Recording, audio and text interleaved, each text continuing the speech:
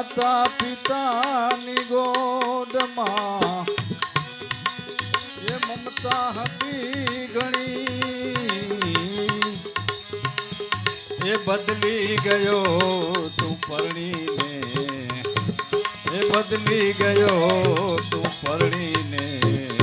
યૌવન મળ્યા પછી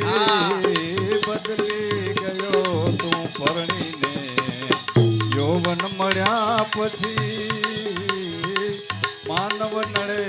છે માનવીને, મોટો થયા પછી